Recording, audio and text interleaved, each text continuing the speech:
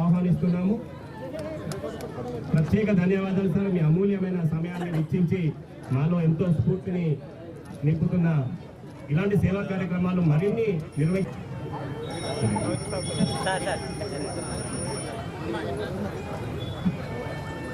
Foundation అధ్యక్షులు 3 నెలల క్రితమే ఫౌండేషన్ చేపించి ఇవాళ ఎంతైంది అంటే షార్ట్ టైం వెంటబడి దాన్ని నిర్మాణం చేసి ఇవాళ మంత్రి గారి చేతుల మీదుగా ప్రారంభం చేసుకోవడం అనేది నిజంగా కూడా మర్చిపోలేనటువంటి రోజు.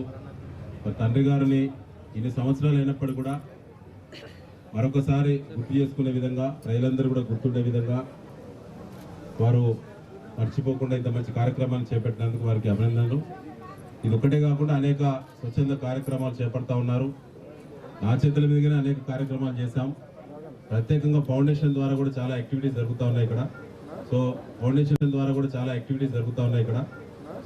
ఫౌండేషన్ సభ్యులు కూడా మంచి టీమ్ స్పిరిట్ ప్రదర్శించి మంచి యాక్టివిటీస్ చేపడుతున్నటువంటి సభ్యులందరూ కూడా నేను పేరు పేరున అభినందనలు తెలియజేస్తా ఉన్నాను. నేను అన్నాను ముందే, ప్రజలు మరి ఏమైనా ప్రభుత్వ నిధుల నుంచో సిడిఎఫ్ నుంచో ఏమైనా సహకారం అందించాలని చెప్పంటే వద్దన్నా, ఖచ్చితంగా అది మా తండ్రి గారి బిడ్డగా చిరకాలం గుర్తుండిపోయే విధంగా వారికి కూడా ఆత్మశాంతి కలగాలి, నేను కష్టపడి సంపాదించినటువంటి డబ్బుల నుంచే వెచ్చించి నేను పూర్తి చేస్తా అని చెప్పి వారు చెప్పడం అనేది నిజంగా మర్చిపోలేనటువంటి మాట. అది వారికి నేను ప్రత్యేకంగా అభినందన తెలియజేయడం జరుగుతూ ఉంది. Thank you. చిన్నదే కావచ్చు, అంచనా చిన్నదే కావచ్చు, కానీ దాని ఉపయోగం అనేది పెద్దగా ఉంటుంది. ఎండాకాలంలో ఒక షెల్టర్ దొరికినట్టుగా భావించాను కాబట్టి నేను నిజంగా మా సోదరు అభినందిస్తున్నాను. ఇక్కడ దాకా నేను ఎందుకు వచ్చిన అంటే దీనికోసమే.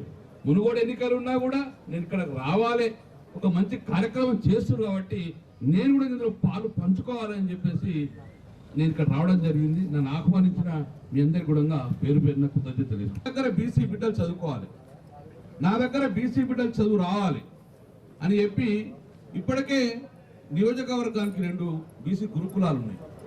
నాకు కూడా ఇంకొక గురుకులాలు కావాలంటే ఉమ్మడి జిల్లాలో వచ్చిన గురుకులం కూడా ఈరోజు నర్సంపేటకి కేటాయించడం జరిగింది.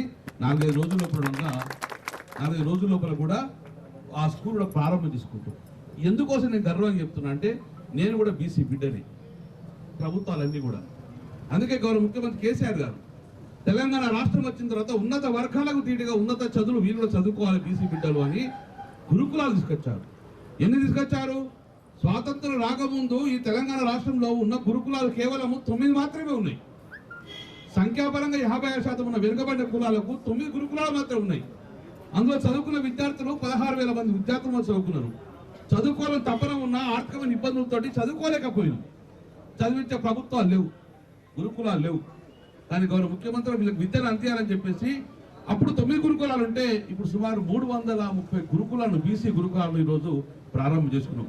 1,60,000 మంది బిడ్డలు ఈరోజు బీసీ బిడ్డలు చదువుతున్నారు. అద్భుతంగా ఫలితాలు వస్తున్నాయి.